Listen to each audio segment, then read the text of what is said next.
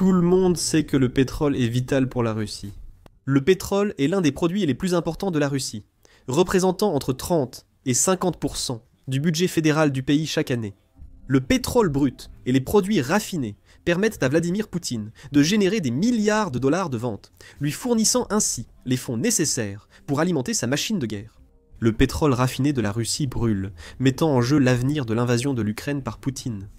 La Russie est frappée par une crise pétrolière suite aux attaques de l'Ukraine visant ses points névralgiques.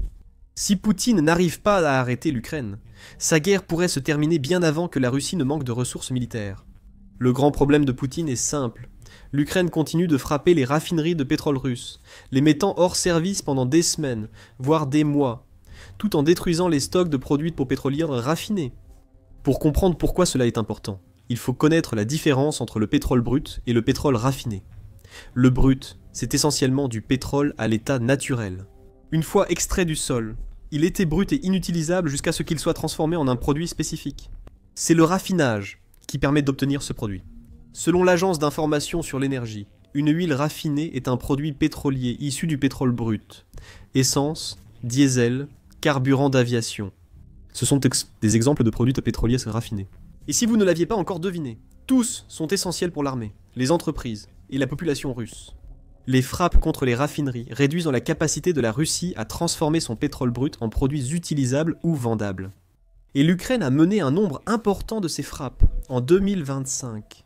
La plus récente a été menée dans la nuit du 6 août et s'est poursuivie jusqu'aux premières heures du 7 août. L'Ukraine a ciblé la raffinerie de pétrole d'Afipski, située dans le sud-ouest de la région de Krasnodar Krai, en Russie. Comme de nombreuses attaques précédentes de l'Ukraine contre les raffineries russes, l'assaut a utilisé des drones longue portée, contournant les défenses aériennes pour frapper directement leurs cibles. Newsky indique qu'une vidéo a déjà émergé du site d'Afipski, montrant des colonnes de fumée épaisses s'élevant à plusieurs dizaines de mètres dans les airs, à cause des incendies, si puissants et lumineux qu'ils illuminent le ciel nocturne. Le Kiev indépendant a partagé l'une de ces vidéos, gracieuseté de la chaîne Telegram Astra, montrant l'incendie d'Afipski en train de brûler. La chaîne Telegram Exilé Nova Plus a partagé une vidéo montrant de fortes explosions au loin, déclenchant les alarmes de voitures. Newsky a ajouté que l'Ukraine a lancé plusieurs drones, qui ont tous frappé simultanément l'installation de raffinage de pétrole, dans ce qui était manifestement une attaque très coordonnée. Après l'attaque, un incendie faisait rage dans les réservoirs de carburant d'Afipski, et plusieurs personnes avaient été blessées selon les témoignages des habitants. Voici un exemple parmi d'autres de l'Ukraine frappant les raffineries de pétrole russes. Le 2 août, quelques jours seulement avant la frappe sur Krasnodar Krai, l'Ukraine a frappé la raffinerie de pétrole de Ryazan, ainsi que le dépôt de produits des pétroliers Anonefta, dans la région de Voronej, en Russie. Les premiers rapports n'ont pas précisé les types d'armes utilisées par l'Ukraine, mais il est maintenant évident qu'il s'agissait de drones longue portée. United 24. Média ajoute que la frappe ukrainienne sur Ryazan a détruit 2 des unités de stockage de la raffinerie, chacune ayant une capacité comprise entre 8600 et 11 400 tonnes de pétrole raffiné par jour. Cela pourrait indiquer que plus de 20 000 tonnes de précieux produits pétroliers russes ont été consumés en quelques heures. Quelques jours seulement après la frappe sur Ryazan, l'Ukraine a recommencé. United 24 rapporte que l'Ukraine a également frappé la raffinerie de Novokubichevsk lors d'une attaque si puissante que l'installation a été contrainte de fermer complètement par la suite. La Russie a à nouveau perdu 18 900 tonnes de pétrole raffiné suite à l'incendie d'une unité de stockage dans une usine. C'est déjà assez grave, mais cela empire pour Poutine. Chaque frappe contre une raffinerie ne coûte pas seulement à la Russie les produits pétroliers, raffinés touchés par les drones. Cela coûte aussi aux raffineries un temps précieux. Les réparations de ces installations peuvent facilement prendre jusqu'à 6 mois, selon l'ampleur des dégâts. Poutine ne peut pas se permettre de perdre du temps. Les raffineries russes tournent au ralenti, voire sont complètement à l'arrêt. Pour empirer les choses, ces récentes frappes ukrainiennes sont survenues à un moment crucial de l'année. Le ciblage d'un trio d'installations durant la première semaine d'août n'est pas fortuit. Comme le souligne United 24, l'Ukraine choisit parfaitement le moment de ses attaques. Un autre facteur compliquant la situation est que la Russie effectue traditionnellement la maintenance des grandes raffineries, pendant les mois les plus chauds, le marché intérieur et les exportations restant généralement stables. La Russie doit faire des choix difficiles. Les sanctions occidentales limitant la disponibilité des composants essentiels pour les réparations rendent difficile pour elle de maintenir ses calendriers d'entretien habituels. De plus, avec les frappes ukrainiennes contre les raffineries de pétrole, La Russie fait face à une demande encore plus forte pour ses composants limités. Quoi que fassent Vladimir Poutine et les compagnies pétrolières russes, que ce soit pour remettre en service les usines attaquées ou effectuer la maintenance dans d'autres installations, la Russie est perdante. Un pays qui exporte habituellement entre 40 000 et 50 000 tonnes de produits pétroliers par semaine voit sa production chuter de façon spectaculaire. Les sujets abordés jusqu'ici représentent des défis immédiats pour la Russie. Il faudra des mois pour remettre à pleine capacité les raffineries endommagées par les drones ukrainiens, mais les parties non touchées peuvent encore fonctionner.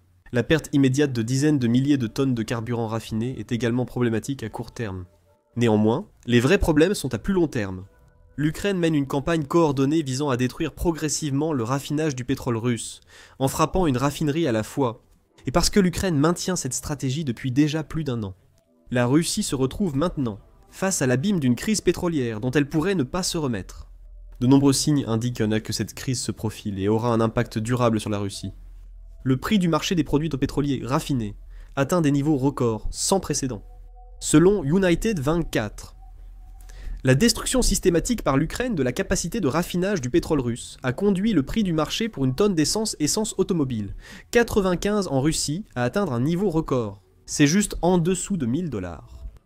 L'essence automobile, 95, est une essence sans plomb, utilisée dans des millions de véhicules russes. Le fait que le prix d'une tonne de ce carburant ait autant augmenté pose évidemment des problèmes. Les stations-service dépensent plus pour acheter le carburant qu'elles vendent aux clients.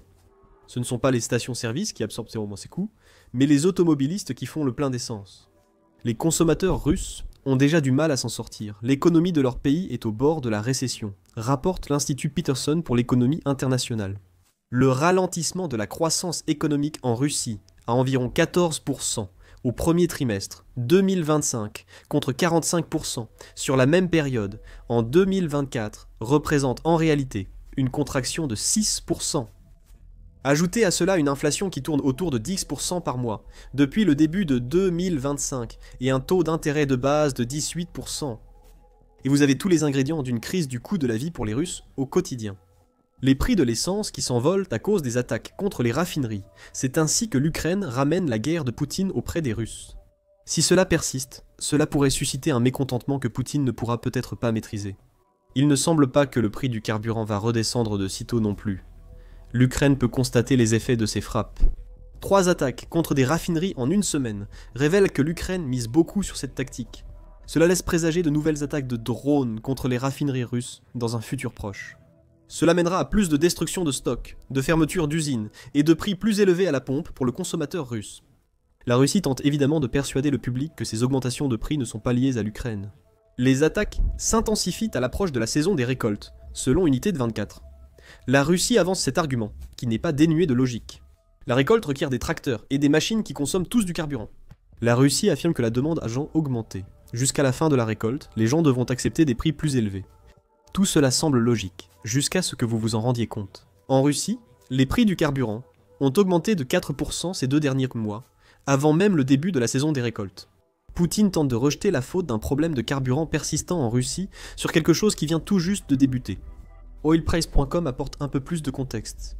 Il donne un chiffre exact pour la hausse record du prix de l'essence A95, la fixant à 94 660 $ la tonne. Le média souligne également que les récentes frappes de l'Ukraine ont réduit la capacité de raffinage de pétrole de la Russie d'environ 40 000 tonnes de brut par jour. En d'autres termes, c'est la quantité de brut que les raffineries russes ne peuvent plus traiter, parce qu'elles sont trop occupées à être en feu. Il est évident de comprendre la situation ici. Les Russes top-chanantes ne paieraient pas plus cher pour le carburant, à cause de la saison des récoltes. Ils paient plus cher parce que l'approvisionnement est coupé, ce qui fait grimper les prix partout. D'autres signes de la crise du pétrole raffiné en Russie. Elle a interdit les exportations de produits pétroliers raffinés vers les pays hors de la communauté des États indépendants. Communauté des États indépendants.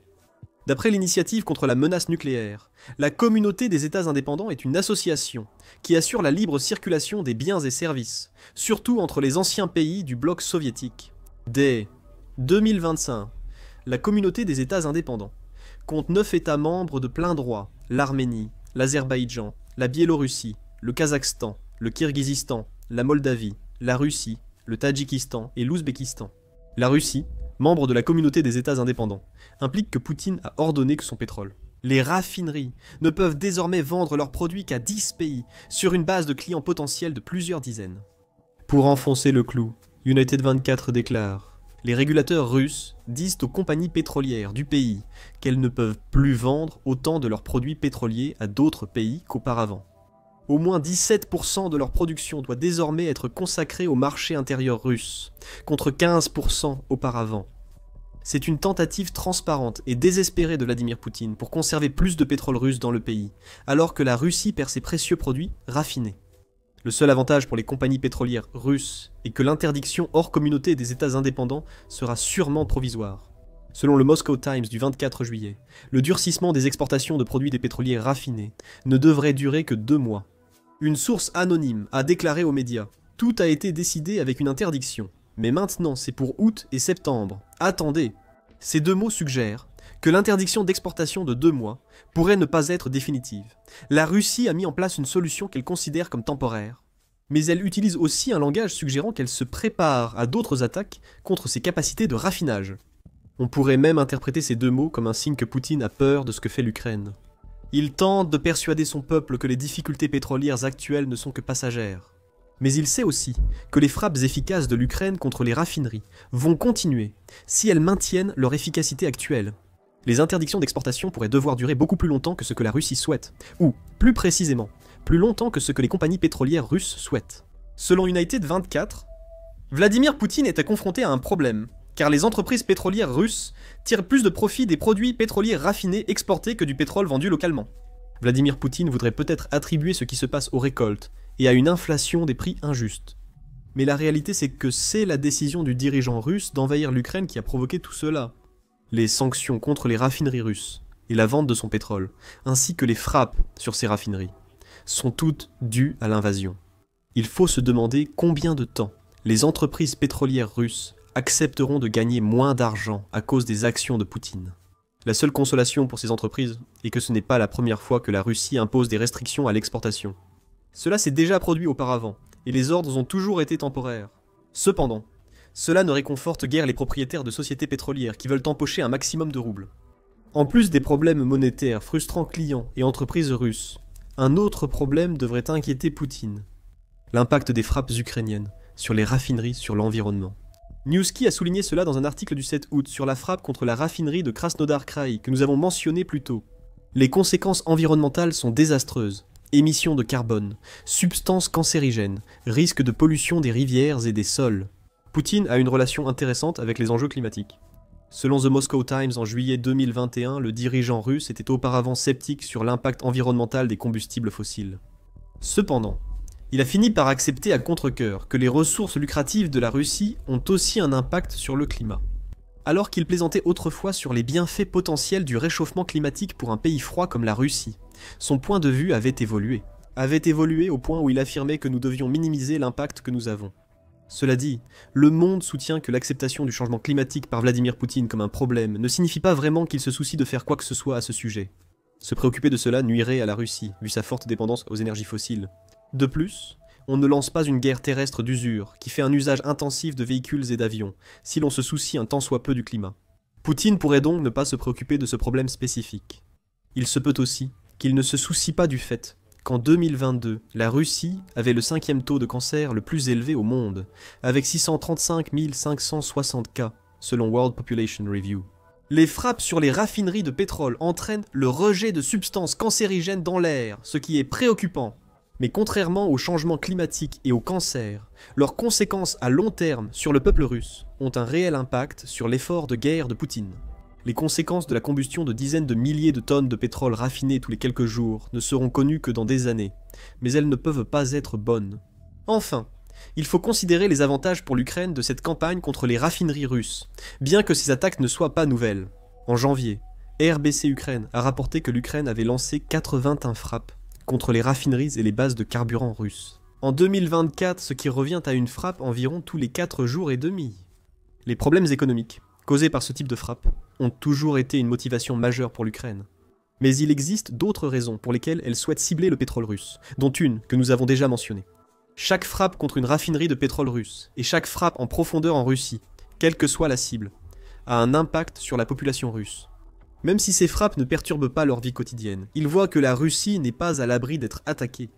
Psychologiquement, cela représente un problème majeur pour les Russes. Un pays que Vladimir Poutine avait affirmé qu'il écraserait en quelques jours lors du lancement de sa prétendue opération militaire spéciale. Ce pays se bat encore 3 ans et demi plus tard, et frappe la Russie plus durement qu'elle ne l'a été depuis la Seconde Guerre mondiale. Une autre raison est militaire. La Russie utilise ses produits pétroliers raffinés pour alimenter son invasion. C'est logique. Chaque char, véhicule blindé, avion et unité mécanisée a besoin de carburant pour fonctionner correctement. Quand la Russie n'a pas ce carburant, ou qu'elle en produit en quantité limitée, ça c'est à cause des frappes sur ses raffineries, les troupes ukrainiennes subissent moins de pression sur la ligne de front. Selon la fondation Carnegie, du point de vue d'un planificateur d'attaque, c'est tout. L'idéal serait que la Russie perde non seulement des volumes d'exportation, mais aussi qu'elle ait du mal à fournir assez de carburant à son armée et à son économie. Il faudra d'autres attaques pour que cette stratégie porte ses fruits. La Russie produit 25 fois plus de pétrole raffiné que sa propre consommation de carburant, souligne la fondation Carnegie. Cependant, la combinaison des frappes sur les raffineries et de l'attention accrue de l'Ukraine sur les réseaux ferroviaires russes porte un double coup dur. Cela révèle une stratégie claire, éliminer le pétrole à la source et détruire les artères logistiques utilisées pour le transporter. Et le résultat sera toujours un affaiblissement des forces russes sur les lignes de front. Des forces affaiblies ne peuvent pas avancer au rythme souhaité par Vladimir Poutine. Lorsque les chars ne peuvent pas avancer et que les avions ne peuvent pas voler, des brèches se créent également dans les défenses russes, que l'Ukraine pourrait exploiter avec des contre-attaques. Nous en venons donc à une dernière question. Que peut faire la Russie face à sa crise des produits pétroliers raffinés? En ce qui concerne les frappes de l'Ukraine, il ne semble pas qu'elle puisse faire grand-chose. Les frappes répétées montrent clairement que les défenses aériennes russes ne réussissent pas à stopper les drones longue portée ukrainiens d'atteindre leurs cibles. Au lieu de cela, la Russie cherche des alternatives. Le 6 août, Reuters a rapporté que la Russie prévoyait d'augmenter ses exportations de pétrole brut depuis ses ports occidentaux à environ 2 millions de barils par jour, ce qui représente 20 000 barils par jour de plus que les estimations précédentes. Cette stratégie a une logique. En vendant plus de brut que les clients russes doivent raffiner eux-mêmes, la Russie n'a pas à fournir autant d'efforts pour produire et stocker des produits pétroliers raffinés chez elle. Elle continuera à gagner de l'argent, bien que moins qu'avec la vente de produits pétroliers raffinés, tout en réduisant le risque de voir ces produits pétroliers les plus précieux partir en fumée. Grâce aux frappes de l'Ukraine, c'est une demi-mesure. Cela ne fait rien pour résoudre les problèmes à long terme que la crise du pétrole raffiné de la Russie crée dans le pays. La réponse de l'Ukraine à la Russie sera de frapper davantage de raffineries. Finalement, cela coupera tellement d'artères pétrolières de la Russie que Poutine ne pourra plus trouver d'excuses. Et lorsque Poutine en sera là, il pourrait être forcé de réduire drastiquement l'ampleur de son invasion, ou de se retirer complètement d'Ukraine. Avec le pétrole russe qui brûle autour de lui, Poutine pourrait avoir moins d'options qu'avant pour vendre le brut de la Russie. Le pari de l'Inde sur le pétrole russe s'est retourné contre elle, alors que les États-Unis menacent de détruire l'une des principales bouées de sauvetage de Poutine. Découvrez-en plus dans notre vidéo. N'oubliez pas de vous abonner à l'émission Militaire pour plus de reportages sur la crise pétrolière croissante de la Russie. Merci comme toujours de nous suivre.